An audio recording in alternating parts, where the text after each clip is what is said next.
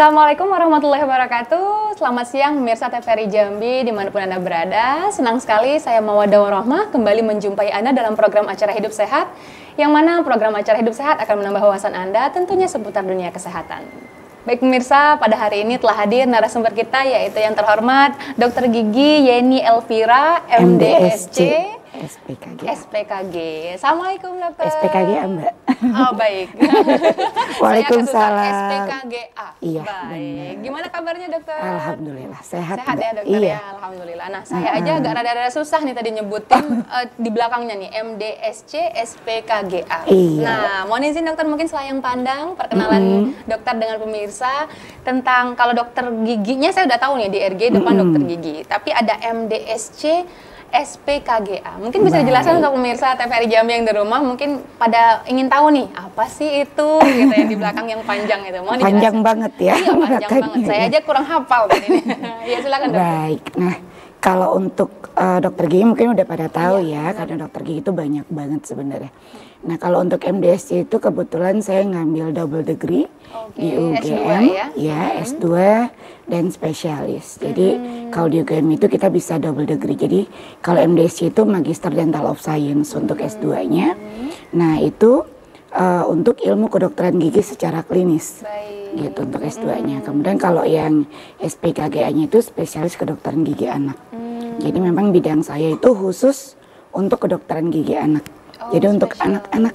Jadi kalau tadi dibilang SPKG itu konservasi gigi, itu beda lagi. Ada A-nya di belakangnya iya, ya? ada A dan KG-nya. Baik gitu. Dokter. Menarik sekali dokter. Karena memang untuk spesialis gigi anak, yaitu dengan sesuai dengan tema kita pada hari ini, tips agar gigi anak rapi dan sehat. Nah ini penting sekali nih dokter, karena mungkin banyak sekali mungkin para orang tua yang mengabaikan tentang kesehatan gigi anak-anaknya. Baik dokter, dan juga pemirsa bagi Anda yang ingin bergabung bersama kami melalui line telepon, Anda boleh menghubungi kami di nomor 66385, atau bagi Anda yang berada di luar area kota Jambi, silakan menambahkan kode area 0741 atau di nomor 08117433 133. Mari silahkan bergabung bersama kami. Anda boleh bertanya seputar tema kita pada hari ini, yaitu langsung dengan narasumber kita, yaitu Dr. Gigi Yeni. Baik dokter, mari kita buka dulu pembahasan pada hari ini tentang seperti apa sih sebenarnya yang gigi yang sehat itu, atau seperti apa agar supaya kita tuh bisa sehat giginya, definisinya sendiri dari gigi yang sehat itu seperti apa? Silakan dokter. Kalau kita bicara masalah gigi yang sehat berarti tidak sakit. Baik. Ya. Nah, itu aja dulu kuncinya. Iya, itu aja kuncinya. kuncinya. Sakit gigi gitu. Tidak sakit gigi. Baik. Jadi gigi yang sehat itu adalah gigi kita yang bebas dari segala macam keluhan. Keluhannya apa aja, bisa dari rasa sakit, ngilu, kemudian bau mulut ya, kemudian karang gigi, kemudian gigi tersebut juga bisa kita pakai untuk sistem pengunahan kita gitu ya. Jadi kalau seandainya kita sudah mempunyai kendala dalam hal mengunyah makanan, berarti kita patut mencurigai ada apa nih, ada sesuatukah di dalam rongga mulut kita, ataukah memang masalahnya dari gigi. Jadi idealnya memang gigi tersebut adalah tidak berlubang gitu ya, tidak berlubang, tidak mempunyai karang gigi, kemudian juga tidak mengalami perubahan warna. Biasanya perubahan warna itu misalnya karena biasanya laki-laki ya cenderung yang merokok gitu, atau mengkonsumsi seperti kopi atau teh yang mengandung kafein terhadap gigi, warna gigi, begitu dokter ya. Pokoknya intinya gigi yang sehat tuh nggak sakit aja dulu. Sakit, itu cara itu aja dulu taunya ya. Dan kalau untuk ada karang gigi mungkin kan sering di dalam nih terselubung gitu, begitu ya dokter ya. Nggak tahu, tapi biasanya akan langsung terasa sakit gitu ya dokter, atau ada pengaruhnya nyeri begitu ya dokter kalau untuk penyakit sakit gigi itu sendiri. Atau ada cara lain ya, ada bentuk lain yang menyatakan bahwa gigi ini nggak sehat. Ya. Sebenarnya tadi ya, kalau misalnya kita bicara sehat berarti kan tidak sakit. Nah sakit itu biasanya mempunyai kadar yang berbeda-beda ya untuk setiap individu gitu ya. Nah jika kita sudah mulai merasakan ada gejala seperti ngilu gitu kan, atau rasa tidak nyaman pada saat mengunyah gitu, nah kita patut mencurigai ini kenapa gitu loh. Nah nanti biasanya kita akan periksa, makanya dianjurkan untuk pencegahan itu ada 6 bulan sekali ke dokter gigi. Karena dari sana kita bisa melihat apakah sudah ada tumbuh karang gigi, atau misalnya memang ada gigi yang sudah mulai ada bintik kehitaman tanpa kita sadari, ternyata itu menimbulkan keluhan nantinya. Kemudian dari cara kita menyikat gigi gitu ya, Oh, itu berpengaruh itu ya? berpengaruh besar gitu, karena semakin sering kita pakai, semakin sering kita gunakan, kemudian semakin hebat cara kita menyikat gigi gitu ya. Semakin Itu pro gitu ya. semakin banyak keluhan yang nanti akan timbul. Oh, Jadi begitu. kita upayakan pencegahan-pencegahan untuk supaya jangan sampai terjadi keluhan-keluhan seperti rasa nyelot atau tidak nyaman pada saat mengunyah.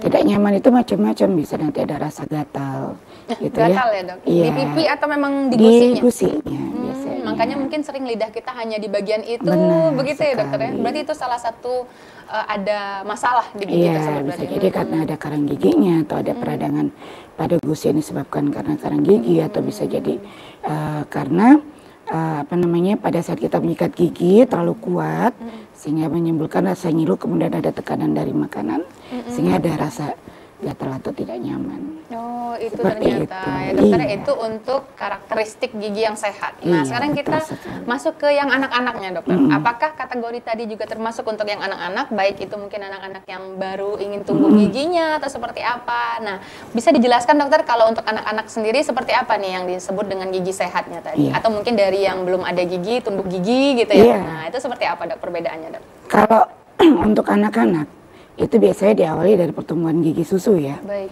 Nah, tapi kalau untuk pencegahannya itu kita mulai sejak anak tersebut baru lahir sebenarnya. Gitu, itu untuk upaya pencegahannya.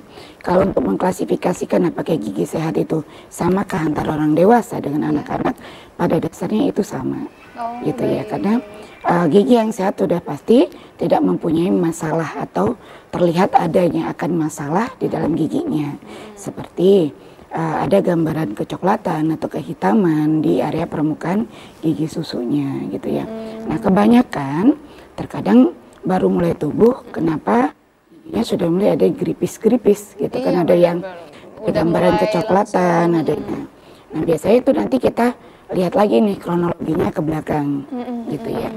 Kondisi ibu saat kehamilan gitu kan, biasanya kita tanya Nutrisinya, asupan nutrisinya bagaimana, kemudian apakah di saat ibu mengkonsumsi obat-obatan pada saat kehamilan, mungkin Berpengaruh ya, si ibu dokter ya. sakit atau apa sehingga mengkonsumsi obat-obatan dalam jangka waktu lama.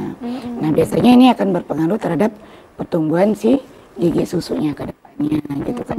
Apakah gigi susunya akan utuh ataukah akan ada garis-garis kecoklatan atau kekuningan atau mulai geripis-geripis yang kalau kita congkel sedikit copot.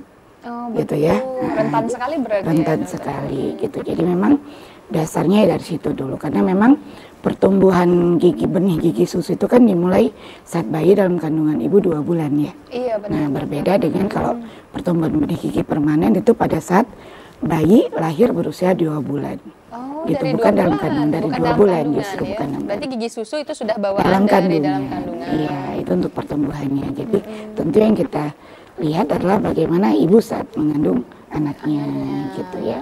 Kalau Tapi untuk gigi susunya itu kalau untuk gigi sendiri. susu itu sendiri, berarti apapun asupan gizi dari ibunya itu Iya, berpengaruh itu ke berpengaruh besar terhadap terhadap gigi susu pertumbuhan gigi anak. susu anaknya. Baik. Dan juga ada faktor keturunan kah dok kalau Oh, untuk gigi iya. ini sendiri? Misalnya nih, mohon maaf izin kalau misalnya gigi sebelumnya orang tuanya ada karies atau mungkin maju atau seperti apa, itu akan berpengaruh ke anak Iya. nggak dokter? Nah mungkin bisa dijelaskan dokter. Iya.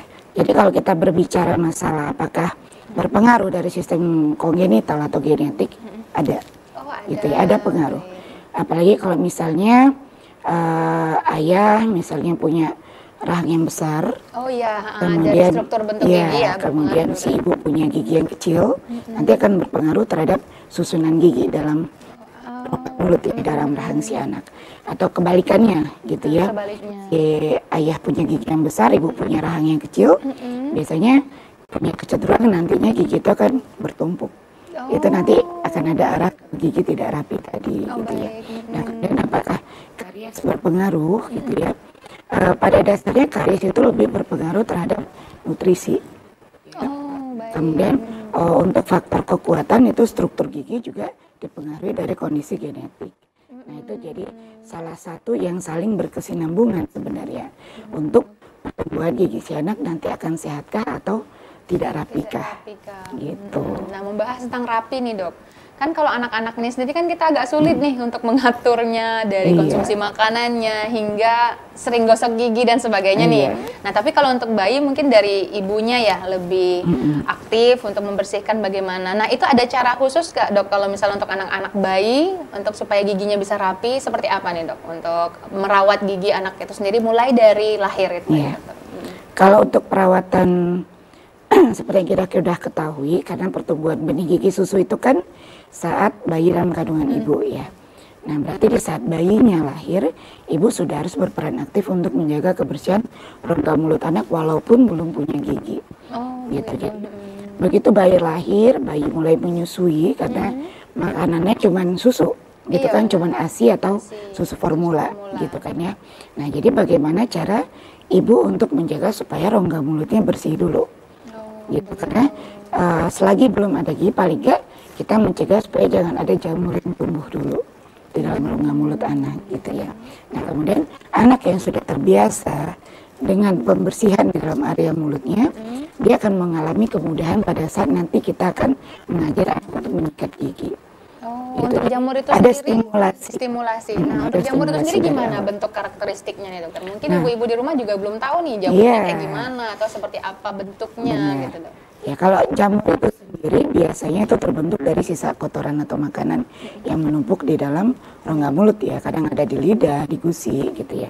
Nah, itu karakteristiknya biasanya dia cenderung keputihan mirip jamur.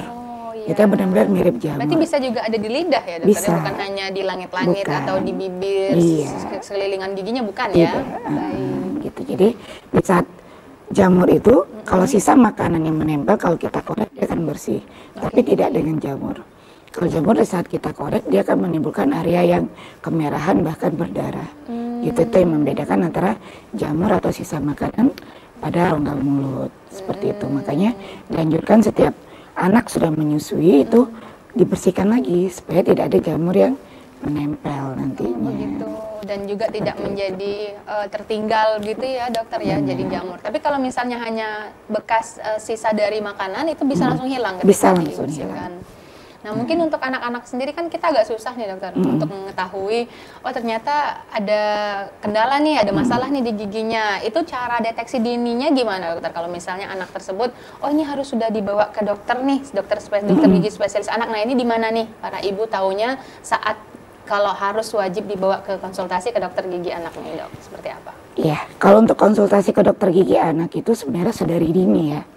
Sedari dini. Jangan karena ada keluhan dulu. Nah, ini sering nih pemirsa nih. Sekali. Ketika ada keluhan dulu baru ke dokter harusnya. Benar sekali. Berkala ya, begitu ya, Dokter ya. Dari awal. Seperti apa nih, Dok?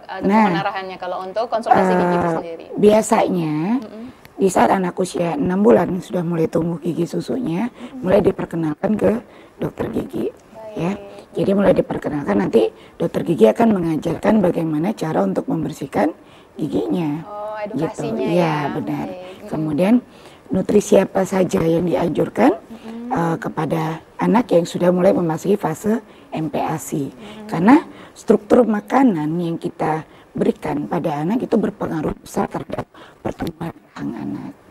Gitu. Jadi nutrisi yang seperti apa yang diperbolehkan, snack seperti apa yang diperbolehkan, yang nanti akan menunjang gigi anak tersebut menjadi sehat dan juga bisa rapi.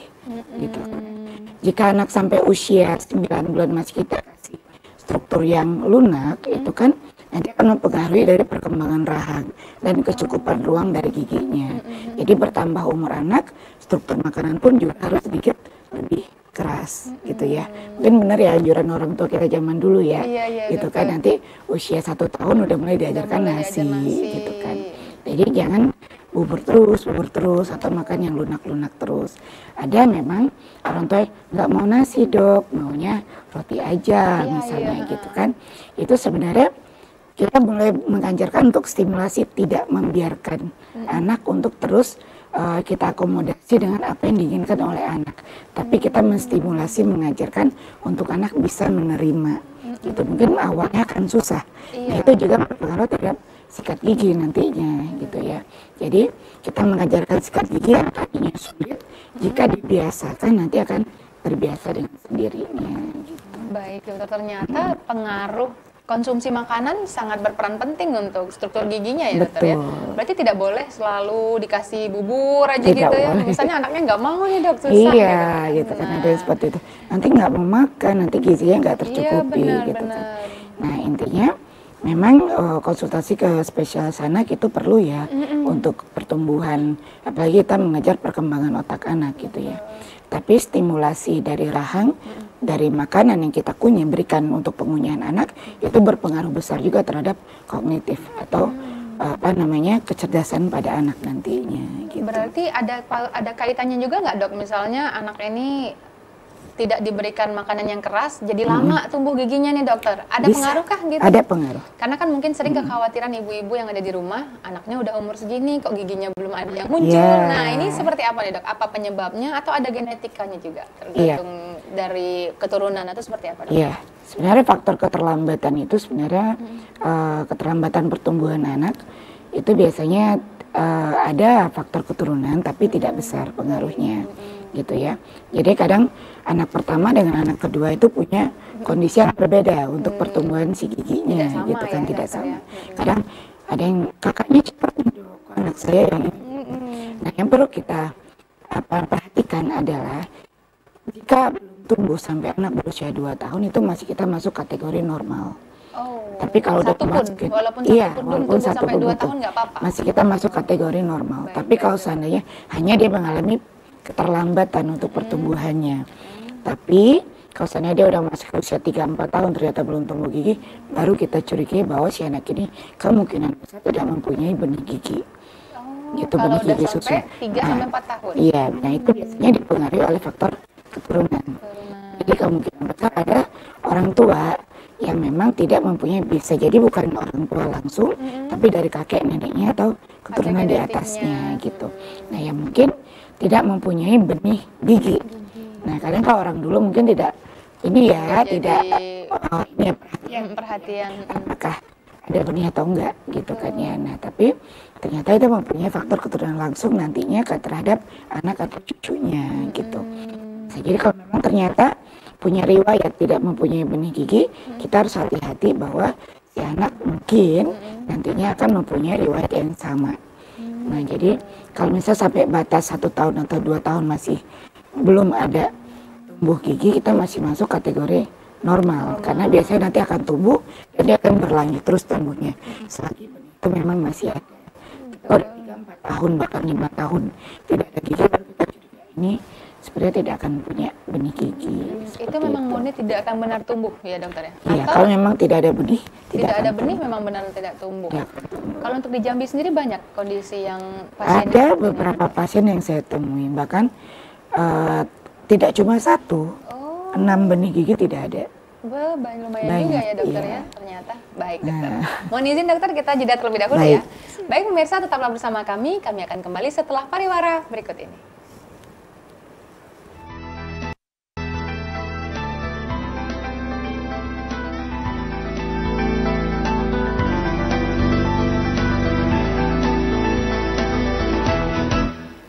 Terima kasih pemirsa, Anda tetap bersama kami dalam program acara Hidup Sehat, tentunya masih dengan narasumber kita yaitu Ibu Dokter Gigi Yeni Elvira. Baik Ibu, tadi sudah panjang lebar banyak dijelasan tentang seperti apa nih gigi anak yang sehat, kemudian rapi. Kita masih berlanjut tentang gigi susu nih Bu. Tadi kan Ibu sudah jelaskan tentang gigi yang kalau nggak ada benih berarti tidak tumbuh. Nah yang ingin saya tanyakan lagi nih Bu, kan gigi susu ini kan normal ya untuk anak-anak, kemudian akan lepas dan akan tumbuh jadi gigi permanen. Nah, ada mitos nih Bu, atau enggak mitos atau beneran atau tidak, kalau gigi susu dibiarin atau orang tuanya tidak aktif merawat, itu tidak dibiarin lepas, apakah memang benar bisa keras lagi nih Bu?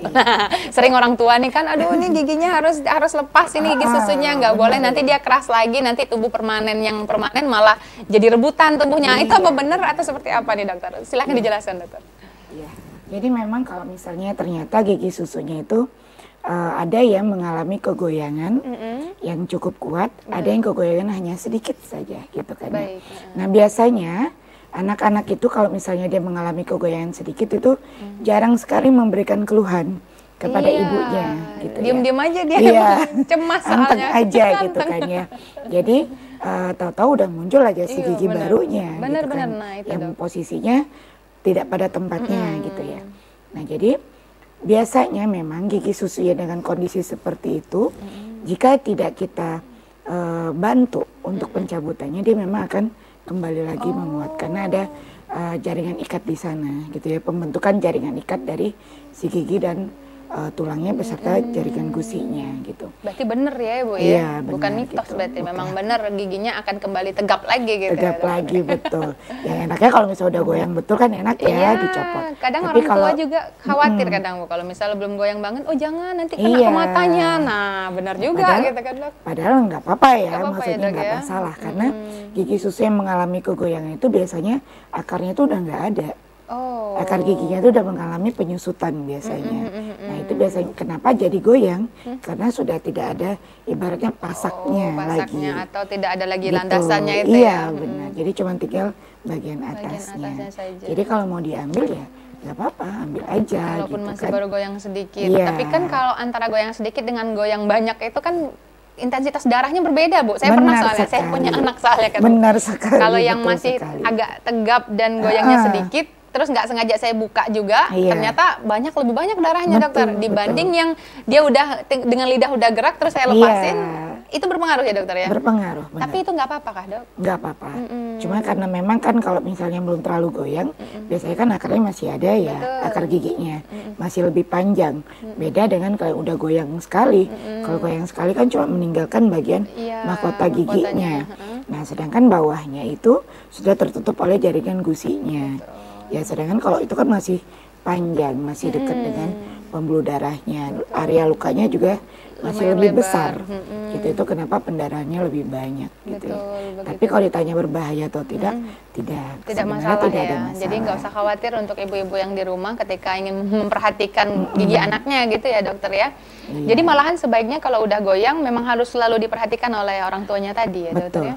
Jadi untuk pergantian antara si gigi susu dengan si gigi permanen itu pada saat anak berusia 6 tahun. 6, Ya. baik. Nah, jadi mulai anak usia 5,5 tahun deh ya, kita sebagai orang tua udah mulai harus memperhatikan nih, gitu kan.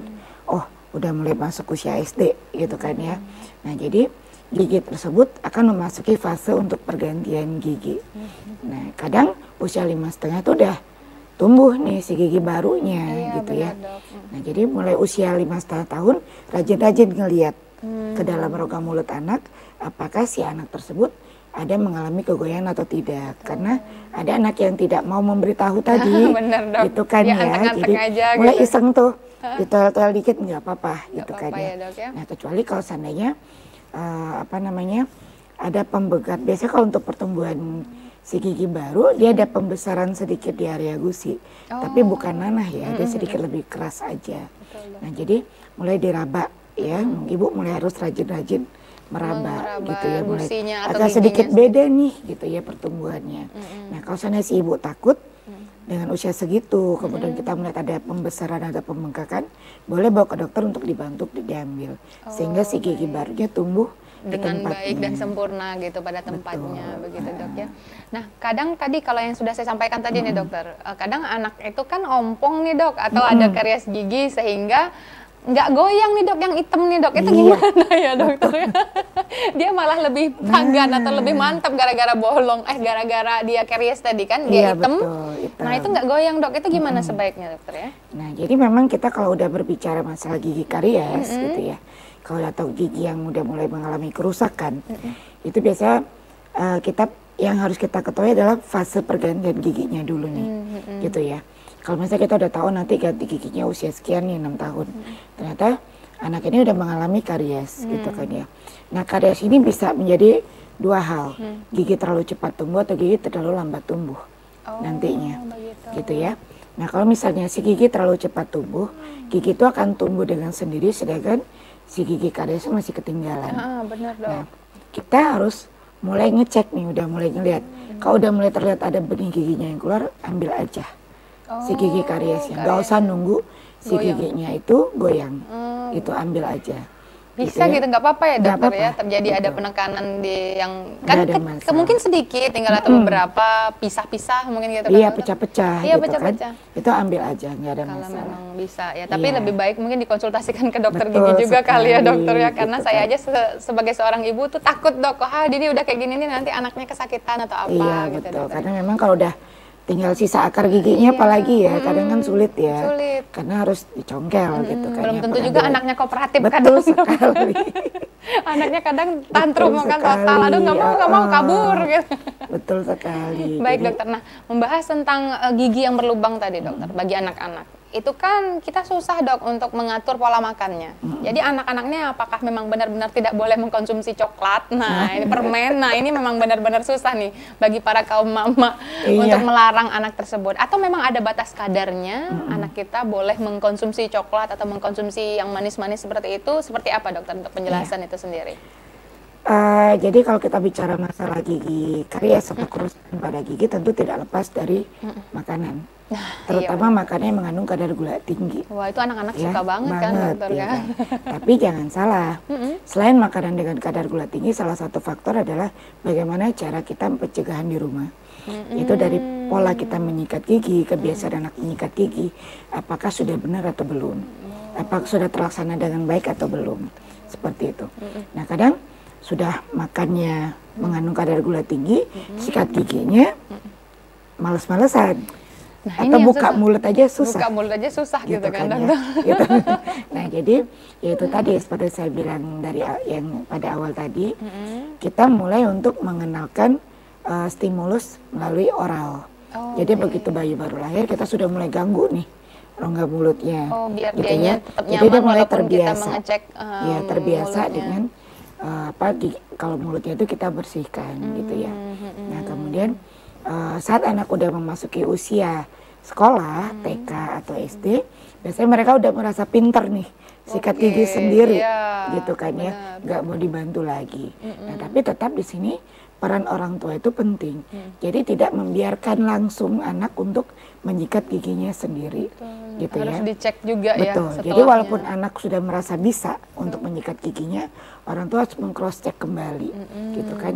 Jadi kita ajak bersama-sama, yuk coba kita lihat, mama lihat lagi udah bersih belum ya, kumannya udah kabur belum ya, Betul. seperti itu. Jadi diajak anak untuk bercerita atau bermain, gitu ya. Nah jadi kita biarkan anak menyikat gigi karena anak udah mempunyai kuasa terhadap dirinya sendiri, kita perbolehkan. Tapi kalau seandainya memang ada bagian yang tidak bisa dibersihkan oleh anak, orang tua diperlukan untuk membantu meng-cross check ulang dan membersihkan ulang area tersebut. Jadi gigi tersebut juga bisa terbersih secara maksimal. Maksimal. Jadi gitu. orang tua juga harus turut aktif ya, Betul dokter ya. sekali. Jangan hanya anak udah gigi udah aja Udah, gitu kan. jangan gitu ya. Mungkin ada beberapa yang sulit dijangkaunya begitu ya Betul. dokter ya. Dan juga mungkin anak-anak ini sendiri kalau untuk dalam sehari boleh makan manis itu sebanyak Iya. apa atau seperti apa nih dok? Nah jadi anak itu diperbolehkan makan manis itu hanya 2 kali. Dua kalinya Dua tapi kali dalam sebanyak dalam apa? Kalau dua satu, kali dalam betul. satu bungkus silver Dua queen lumayan kali. juga kan? Misalnya anak sudah mengkonsumsi nasi, berarti dia tidak boleh mengkonsumsi coklat. Seperti itu. Jadi kalau anak udah makan nasi, tidak boleh dibarengin dengan sesuatu yang manis, misalnya Baik, susu kah atau teh manis kah, gitu ya, itu tidak boleh dibarengin. Betul betul. Nah boleh diberikan makanan asupan yang manis, misalnya sedikit coklat, misalnya atau susu mengandung coklat, itu boleh dengan jeda. Jadi ada waktunya untuk kita berikan gitu. Jadi tidak boleh diberikan pada waktu yang berbarengan. Nah begitupun kalau misalnya kita sudah memberikan susu coklat, tetap harus diberikan air putih setelahnya. Oh, tetap harus minum Iya. setelahnya ya untuk Jadi, melarutkan beberapa yang tersangkut atau apa Betul. begitu. Iya, jadi gula itu tidak menempel langsung di dalam rongga mulutnya, terutama pada giginya. Betul. Gitu ya. Jadi, nah kemudian kalau memang anak tersebut ternyata punya kecenderungan giginya cepat rusak, gitu kan ada anak-anak yang giginya cepat banget rusaknya atau kehitaman itu cepat banget terjadi, gitu kan ya. Nah jika anak sudah mempunyai kecenderungan giginya cepat rusak, kita sebaiknya tidak memberikan makanan yang mengandung kadar gula tinggi. Oh, begitu. Gitu. Ya, jadi kita ganti dengan buah-buahan atau kita ganti dengan keju.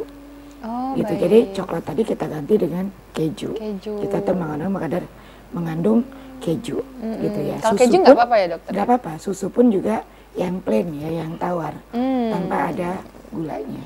Tetap yang plain Seperti aja. itu. Cuman kadang anak-anak kan nggak mau dokter kalau yang tanpa rasa itu Iya, gitu kan. benar. Cuman berarti diatur kadarnya Diatur seperti kadarnya. apa gitu ya dokter Nah, ya. paling kalau untuk takaran sendoknya ya, kalau misalnya kita memberikan gula gitu pada anak gitu Iya. kan, kalau kita memberikan takaran sendoknya paling hanya 1/4 dari sendok teh aja, Oh. atau setengah dari sendok teh. Itu kita berikan berdasarkan usia Usia. nantinya gitu. Di sana anak sudah semakin mahir menjaga kebersihan rongga mulutnya, itu boleh kita tambahkan sedikit, karena walaupun gula kan Iya, mempunyai kalori ya kan, betul. untuk tenaga anak itu Butuh sendiri. juga untuk Betul. daya tahan tubuhnya Apalagi gitu ya. anak dengan apa namanya kegiatan yang tinggi. Yang masih aktif gitu Iya. ya. Nah, terus kemudian membahas tentang rapi ini sendiri dokter. Kan kalau dari orang tuanya sudah menjaga dengan baik, tapi tiba-tiba tetap ada yang tinggi istilahnya dok, atau dalam istilah medisnya apa gitu dok. Iya. Itu penyebabnya karena apa nih dok? Misalnya kok gigi anak bisa tiba-tiba jadi berlapis-lapis gitu. Padahal mungkin orang tuanya juga sudah aware, anaknya juga udah gosok gigi dengan baik, tapi kan pertumbuhannya itu orang tua sendiri juga tidak bisa mengontrol. Nah, itu seperti apa dok kalau untuk kondisi gigi tinggi gitu? Iya. Tadi kan kita kalau membahas masalah gigi yang tidak rapi, itu sebenarnya banyak faktor penyebabnya ya. Tadi kita bicara masalah genetik atau keturunan, Ya. kemudian kita bicara masalah kongenital. Kongenital di sini, misalnya anak mempunyai mutasi genetik Baik. atau kelainan kromosom, misalnya anak dengan sindroma Down gitu kan, itu kan punya pengaruh terhadap rongga mulut atau pertumbuhan giginya.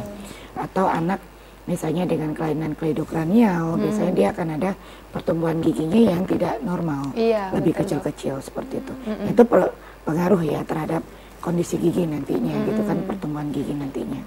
Atau misalnya anak mempunyai kebiasaan buruk nih, gitu kan ya, ngisap jari. Ngisap jari ini juga akan mempengaruhi sistematika gigi ya Betul, dokter ya. jadi giginya jadi lebih maju, karena kan kita masukkan Jadi ada terdorong tekanan, ya, tekanan ke depan. Kemudian atau anak mempunyai kebiasaan, misalnya ada adenoid atau misalnya ada amandel yang tidak mengalami peradangan, biasa anak punya kecenderungan untuk bernafas melalui mulut. Nah, biasanya kebiasaan bernafas melalui mulut itu juga berpengaruh terhadap Bentuk giginya. sistematis giginya. Betul, di susunan giginya nantinya. Kemudian atau anak mempunyai kebiasaan suka mendorong-dorong lidah. Oh iya. Ya, ada kan? Iya benar Suka dok. main-mainin lidahnya maju ke Iya, depan. berarti itu juga akan mempengaruhi struktural giginya nanti. Betul. Atau misalnya punya kebiasaan menghisap Iya, bibir. menggigit bibir bawah Ya, misalnya begitu. nah itu biasa kalau punya kebiasaan menghisap bibir, bibir rahang bawahnya tertekan ke dalam, rahang atasnya maju ke depan. Oh, jadi sebaiknya memang orang tua yang udah tahu itu lebih baik dicegah ya dokter ya. Jangan Betul, dibiarin jangan gitu. Kalau bagi dibiarkan. anak yang mungkin suka menghisap Menghisap jempol, menghisap kemudian jari. suka menghisap bibirnya ditarik ke dalam itu nggak baik berarti Tidak ternyata dok ya. baik gitu. Nah, jadi selama ini mungkin bagi orang tua biasa aja nih dok, nggak apa-apa nih. Atau ngempeng atau ngedot itu berarti juga salah satu faktor. Salah satu faktor. Jadi sebenarnya menyedot menghisap jari itu sebenarnya implementasi karena sebelumnya mempunyai kebiasaan ngedot yang cukup lama. Iya benar. Gitu ya. Jadi dia mengganti dotnya dengan jarinya. Jari. Gitu ya. Nah, biasanya untuk dot itu sendiri kita perbolehkan hanya sampai batas anak usia maksimal adalah 2 tahun. Lewat dari itu sebaiknya tidak. Maksimal 2 tahun. Maksimal dok ya. 2 Tapi tahun. mungkin sampai ke TK pun juga masih ada Iya, yang pakai kadang dot. ada ya, maksudnya ada yang orang tua mungkin Nggak kasihan nanti nggak tegaan, nggak bisa mau tidur nanti dipisah, malam benar, atau benar. apa gitu. Dan itu sebenarnya punya pengaruh nanti terhadap kondisi gigi si kondisi anaknya. gigi anak, struktur Jadi giginya anak berbeda. mengalami rahang yang menyempit di atas, kemudian akibatnya giginya ternyata susunannya gede-gede nih strukturnya gitu kan berpengaruh, ya. Jadi kan giginya jadi lebih tidak rapi, kemudian agak menonjol ke depan. Nah, Seperti begitu. Jadi pemirsa tuh penting sekali nih edukasi untuk para orang tua, terutama ibu yang menemani anak ya, yang selalu tahu aktivitas anak, untuk memperhatikan hal-hal kecil ya. Padahal hal kecil sekali ya itu padahal dokter ya.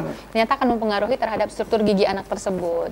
Nah, jadi bagi Anda pemirsa yang ingin bertanya langsung dengan Dokter Yeni, yaitu spesialis gigi anak khusus ya, boleh silakan langsung menghubungi kami melalui line telepon di nomor 66385, atau bagi Anda yang berada di luar daerah kota Jambi, silakan menambahkan kode area 0741 atau di nomor 0811-7433-133. Apabila Anda mempunyai pertanyaan seputar pertumbuhan kembang gigi anak, nah boleh langsung nih spesial datang hadir di TVRI Jambi Dokter Yeni.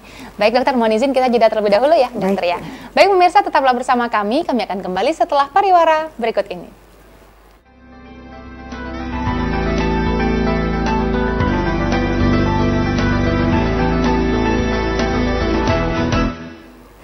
Terima kasih pemirsa, Anda tetap bersama kami dalam program acara Hidup Sehat. Tentunya masih dengan narasumber kita yaitu Dokter Gigi Yeni Elvira, yaitu spesialis gigi anak. Ya baik dokter ya. Tadi sudah banyak penjelasan seputar bagaimana untuk merawat gigi anak untuk rapi nih dokter. Nah yang ingin saya tanyakan nih, kan sekarang ada sistem behel nih. Nah, apakah untuk anak-anak itu aman atau dari usia berapa nih? Karena kan ada orang tua yang kepengen supaya anaknya rapi giginya, kemudian juga bisa selalu kontrol seperti itu dokter. Nah, apakah baik menurut dokter atau menurut dokter ahli gigi khusus anak sendiri atau seperti apa dokter? Mohon dijelaskan. Iya. Jadi kalau misalnya kita berbicara untuk perawatan behel, ya. Sebenarnya kalau untuk perawatan gigi tidak rapi pada anak itu banyak macamnya, gitu ya. Jadi tidak cuma behel aja. Baik dok. Jadi ada yang sifatnya lepasan, ada yang sifatnya myofunctional. Itu myofunctional itu jika mengalami keterlibatan dalam bad habit tadi ya, kebiasaan buruk tadi yang melibatkan dari otot-otot rongga mulutnya. Kemudian ada juga yang sifatnya cekat atau behel. Oke, cekat gitu ya, istilahnya cekat, ya. Jadi yang ditempel itu ya. Gitu. Nah, jadi untuk anak usia 6 tahun gitu ya, 6 tahun sampai biasanya anak usia 10 tahun itu biasanya kita lebih menganjurkan untuk menggunakan yang lepasan. Lepasan ini seperti lepasan apa nih dok contohnya? Jadi alatnya itu lepas pasang, gitu baik. lepas pasang. Tapi dia bisa mengkoreksi, misalnya giginya tadi miring gitu kan, ada alat yang kita pakaikan untuk memperbaiki posisi yang miring tadi, gitu ya, karena dengan menggunakan alat yang lepasan tentu dia tidak mempengaruhi terhadap perkembangan tumbuh kembang dari rahangnya tadi. Nah kemudian pada saat anak udah memasuki usia 10 tahun ke atas, di saat hampir semua giginya sudah mengalami pergantian ya, karena kan pergantian gigi itu kan sampai usia 12 tahun. Baik, gitu ya, normalnya seperti itu. Nah terus, kalau misalnya udah masuki usia seperti itu, kita boleh menggunakan behel gitu kan. Tapi penggunaan behel pada gigi anak dengan dewasa tentu mempunyai kondisi yang berbeda, tidak sama ya, tekanan yang ya? berbeda gitu kan, karena kita mengikuti pola tumbuh kembang anak. Jadi anak usia 10 sampai 14 tahun itu kan mengalami pola pertumbuhan growth spurt ya, atau pertumbuhan rahangnya, kemudian masa pubertasnya itu kan berpengaruh besar gitu ya. Nah kita mengikuti pola itu biasanya, itu diperbolehkan. Tapi untuk 6 sampai 10 tahun kita menganjurkan menggunakan yang lepasan. Berbeda dengan myofunctional. Karena myofunctional misalnya anak dengan punya kebiasaan mengisap bibir tadi, tentu mempunyai kondisi bibir yang berbeda dengan anak yang tidak mempunyai kebiasaan menghisap bibir gitu ya. Nah itu kita koreksi gitu kan. Jadi tidak cuma giginya kita koreksi, tapi bibirnya pun kita koreksi, kita perbaiki gitu kan. Otot-otot bibirnya itu myofunctional. Jadi kalau misalnya lepasan, nanti ada alat-alat yang kita gunakan. Itu apa misalnya, dokter? Karet kah? Atau dia seperti mirip gigi palsu ya, tapi bukan gigi palsu, dia ada kawatnya khusus gitu kan. Kemudian ada alat-alat yang bisa berupa pegas, nanti bisa macam-macam. Ada berbentuk T, ada yang berbentuk finger, atau berbentuk jari yang gunanya fungsinya untuk menarik atau mendorong. Oh, itu dipakainya kapan atau berapa kali gitu? Nah, kalau misalnya untuk penggunaan lepasan itu, biasanya kita gunakan itu maksimal itu adalah 10 jam biasanya. Dalam satu hari. Dalam sehari? Iya, dalam sehari. Mengganggu aktivitas anak nggak dokter kalau untuk lepasannya tadi? Kalau mengganggu mungkin masalah kebiasaan aja ya. Jadi paling tidak kita gunakan pada saat tidur. Oh, gitu tidur malah tidur tidak dipakai? Malah tidak dianjurkan gitu kan. Begitu. Jadi tidur boleh kita lepas gitu kan. Tapi di saat anak berbicara, kecuali kalau makan boleh dicopot ya, karena dia pasti mengganggu ya. Mengganggu gitu tetap ya. Ada makan pasti mengganggu gitu ya. Jadi pada saat makan atau tidur tidak kita pakai, tapi pada saat anak sedang bermain atau berbicara atau bersekolah, kita anjurkan untuk digunakan gitu. Karena untuk berbicara sendiri berpengaruh nggak dokter anak? pasti ada huruf tertentu yang berpengaruh ya. Begitu. Karena dia kan kita pasangkan kayak gigi palsu itu kan kita pasangkan, benar. pasti ada ketebalan di daerah langit-langit. Nah itu pasti akan ada pengaruh terhadap pengucapan huruf-huruf tertentu gitu kan. Tapi itu tidak sifatnya tidak permanen gitu ya. Cuman pada saat dipakai aja. Berapa lama dokter Bisa sebaiknya? 8 sampai 10 jam satu hari. Dalam satu hari. Nah itu Iya. masa waktu jangka kita memakai itu sampai kondisi gigi anak kita baik atau Iya. cuman bisa 1 bulan aja atau Enggak, gimana? kita pakai sampai kondisi yang kita harapkan itu terwujud. Begitu. Gitu kan. Jadi misalnya kita ingin memperbaiki gigi depannya nih yang miring gitu kan. Nah, sampai gigi itu bisa posisinya Posisi yang kembali tepat. gitu. Berarti mungkin gigi anak itu di copy dulu ya, dilihat dulu Iya, berarti ya betul. bagaimana dan akhirnya baru dipakaikan alat tersebut. Betul. Itu lebih sama kayak retainer atau apa itu dokter yang Iya, mirip. Mirip ya? Mirip Karena saya ya, tahu dan- kalau yang untuk retainer ini Iya. kan seperti karet ya atau apa Iya. itu bahannya? Bahannya kalau untuk sekarang ini udah macam-macam Udah macam-macam ya. Ada yang bahannya dari akrilik, ada yang modelnya dari Valplas gitu kan ya. Itu untuk bahan dasar platnya aja. Tapi kalau untuk kawatnya pada dasarnya sama sih. Oh, kurang Gitu, lebih dia ada seperti kawat itu. penyangga Penyangganya. Baik, Gitu. dokter. Berarti untuk anak itu sendiri sebaiknya 12 tahun ke atas baru bisa dipakaikan behel begitu ya, dokter ya. Ke bawahnya untuk, tadi. Iya, untuk mendapatkan untuk mendapat hasil yang maksimal ya. Berarti harus sudah gigi permanen dulu semuanya, dokter, kalau untuk behel ini sendiri. Kalau untuk behel sendiri pada masa periode campur masih boleh. Tapi yang pasti ada beberapa gigi yang kalau kita berbicara itu yang sudah mengalami penutupan akar yang sempurna. Terutama pada gigi anterior gitu ya. Jadi penutupan akar giginya sudah sempurna, itu baru kita perbolehkan karena kita akan menggerakkan beberapa gigi kalau menggunakan behel. Seperti itu. Begitu, dokter. Baik, dokter. Ini ada pertanyaan dari media sosial saya nih, dokter, tentang ada seorang anak umur 15 tahun, dianya di gusinya itu merah, dokter. Selalu tampak merah dibanding gusi yang lain, tapi padahal tidak berdarah, dokter. Nah, itu seperti apa dan penyebabnya apa tuh, dokter? Nah, karena sangat mengganggu ketika untuk tampilan. Kalau mungkin sakit tidak ada, katanya tadi kan ketika dia menanyakan di media sosial saya tadi. Cuman merah saja, tampil bentuk merah, mungkin sekitar taring ini gitu, nah, dokter. Nah, itu seperti apa, dokter, kalau hal yang seperti ini?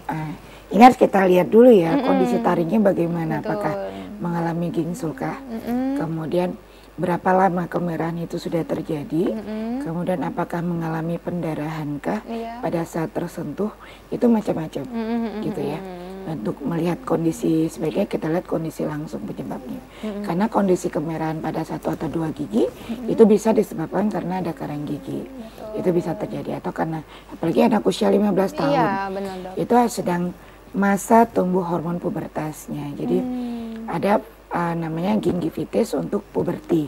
Jadi gingivitis yang muncul pada saat anak berusia Produktif pubertas. hormon tadi, Ya, puberitas gitu. tadi ya. Betul, jadi itu mesti kita lihat dulu penyebabnya karena apa gitu kan. Kalau karena gingsul mungkin karena ada tekanan pada saat makanan atau mengunyah makanan tertentu, sedangkan giginya itu posisinya itu sedang tidak baik antara atas dan bawah. Gitu ya, karena giginya tidak rapi, pasti tekanan kunyah antara atas dan bawahnya itu tidak seimbang. Gitunya itu biasa berpengaruh. Jadi gitu. pengaruhnya seperti itu. Jadi ada baiknya memang langsung konsultasi ya, dokter ya, ke dokter spesialis gigi anak. Karena ini kan tergantung hormonnya bisa jadi atau puberitas tadi ya, sedang masa bertumbuh. Kalau memang sakit, apalagi ya dokternya berarti ada Iya, masalah ada di situ. masalah di sana. Nah, jadi di sini yang dinyatakan bahwa nggak sakit. Jadi sering sekali memang pasien itu tidak datang ke dokter kalau tidak sakit, ada keluhan, dokter. Tidak ada betul. keluhan. Nah, ini sebaiknya memang Betul ke sekali. dokter ini berkala ya, dokter ya. Kalau Iya. untuk dokter gigi untuk mengecek seperti apa kondisi gigi. Nah, untuk pembersihan karang gigi itu sendiri sebaiknya dalam berapa bulan, dokter, untuk jangkanya sebaiknya? Jangkanya. Kalau untuk jangka waktu kita kontrol ke dokter gigi, check up lah ya ibaratnya. Itu 6 bulan sekali. 6 bulan sekali. 6 bulan sekali kita check up ke dokter gigi. Kemudian kita di sana bisa tidak cuma untuk membersihkan karang gigi saja, tapi kita juga bisa untuk melihat apakah gigi kita baik-baik saja atau tidak gitu. Jadi kita akan ada pencegahan nanti ini, terutama pada anak-anak ya. Jadi biasanya dokter gigi akan memberikan semacam floor atau topikal aplikasi yang kita berikan pada gigi anak untuk pencegahan supaya gigi tersebut tidak mengalami lubang gitu Itu ya. fluor ini dalam bentuk apa dokter? Cairan Biasanya atau dalam apa? bentuk gel. Gel. Yang kita oleskan nanti di permukaan giginya. Jadi gigi anak itu kita bersihkan dulu, kemudian nanti kita oleskan. Jadi kita mencegah supaya jangan sampai terjadi nih karies atau kerusakan pada gigi anaknya. Betul. Jadi kita one step ahead lah ya, gitu kan Iya, ibaratnya. benar-benar. Satu langkah lebih dulu. Lebih gitu kan. aware lah gitu Iya, ya. betul, Harus betul. tetap dari awal diperhatikan sangat Betul. gitu ya dokter ya. Nah menarik dokter, karena memang untuk gigi anak-anak ini sendiri, kadang orang tuanya juga nggak nyangka, oh ternyata udah berlubang, oh ternyata udah ada karang gigi begitu dokter ya.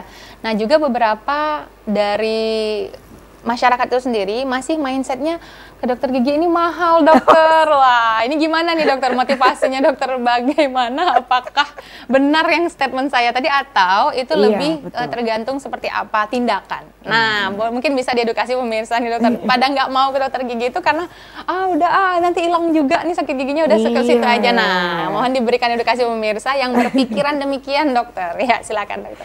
Iya, betul sekali ya. Memang banyak yang takut ke dokter gigi ya. Satu, karena takut sudah pikirannya itu udah cabut Iya, ya. udah terkontaminasi, takut gitu dicabut, takut bener. dicabut. Disuntik, dicabut, sakit gitu kan. Kemudian yang kedua biaya. Ya kan, ke dokter gigi memang saya akui memang biaya sedikit lebih mahal ya untuk ininya, untuk pengobatannya, Iya, dokter. gitu kan, karena itu banyak faktor kenapa bisa sampai mahal sebenarnya gitu ya.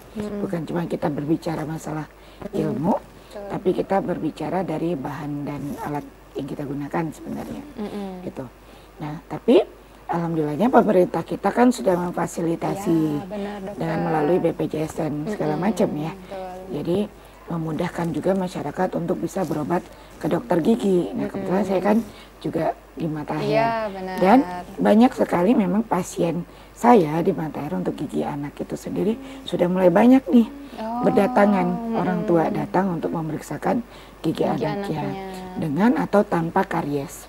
Gitu. Jadi saya udah mulai seneng, gitu ya, iya, udah mulai benar, seneng dokter. karena sudah ada, maksudnya kesadaran orang tua untuk memperkenalkan gigi anak terhadap anaknya. Jadi udah mulai mencegah ya untuk si giginya itu supaya tidak mengalami kerusakan dini, gitu ya. Jadi kita sudah difasilitasi, kenapa tidak kita gunakan, gitu ya. Berarti edukasinya udah nyampe juga nih Iya, dokter, betul bahwa sekali. ke dokter gigi itu bukan berarti tunggu sakit gigi. Benar, gitu. benar sekali. Jadi jangan tunggu sakit ya, karena benar, memang betul.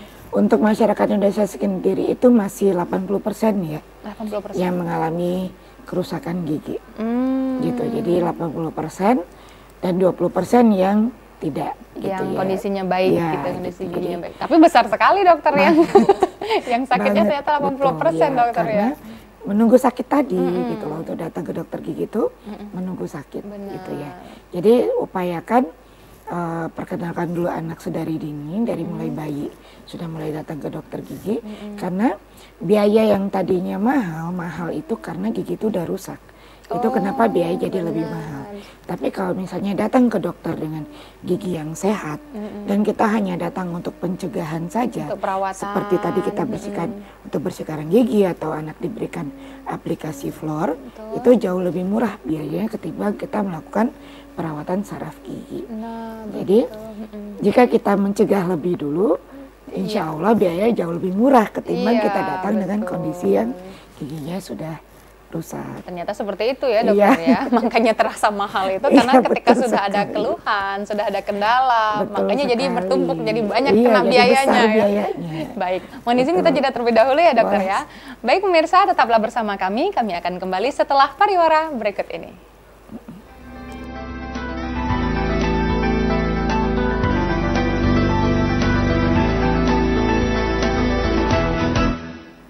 Terima kasih pemirsa, Anda tetap bersama kami dalam program acara Hidup Sehat. Tentunya masih dengan tema kita seputar merawat gigi anak agar rapi dan sehat ya dokter ya. Iya. Baik dokter, tampaknya kita sudah berada di penghujung acara nih dokter. Mohon izin tips dan kesimpulannya nih dokter, agar bisa kita tetap menjaga agar gigi anak kita rapi dan sehat dokter. Dan persilakan dokter. Baik, terima kasih banyak. Iya.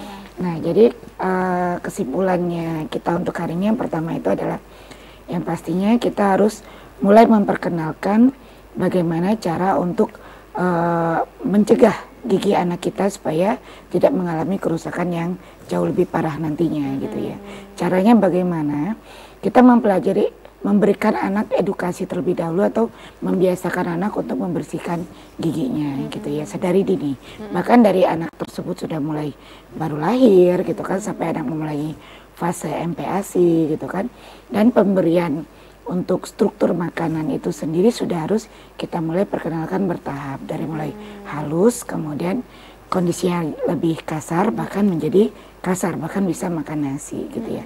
Karena itu mempengaruhi terhadap pertumbuhan rahang dan gigi anak nanti ke depannya. Seperti itu. Baik, iya Ibu. Kemudian kalau untuk tipsnya nih Bu, kan tipsnya seperti apa baiknya nih Bu? Ya.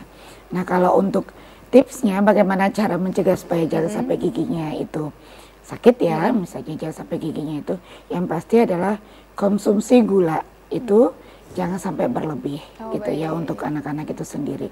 Kemudian pola kebiasaan menyikat gigi di rumah, kita ajari anak bagaimana cara menyikat gigi yang baik dan benar gitu. Jadi orang tua harus rajin meng-cross check gigi anaknya. Kemudian pada masa anak memasuki fase pergantian gigi, sebisa mungkin orang tua juga harus rajin-rajin melihat kondisi anaknya. Dan jangan lupa setiap 6 bulan sekali untuk ke dokter gigi untuk mencegah atau sehingga dokter bisa melakukan perawatan sehingga anak tersebut tidak mengalami sakit gigi. Baik Ibu, terima kasih Ibu Dokter Gigi Yeni Elvira telah hadir di Studio TVRI Jambi pada hari ini. Semoga bermanfaat untuk pemirsa yang ada di rumah. Baik pemirsa, demikianlah program acara Hidup Sehat pada hari ini. Saya Mawada Warahmah beserta seluruh kru yang petugas pamit dan harapan Anda. Terima kasih. Assalamualaikum warahmatullahi wabarakatuh.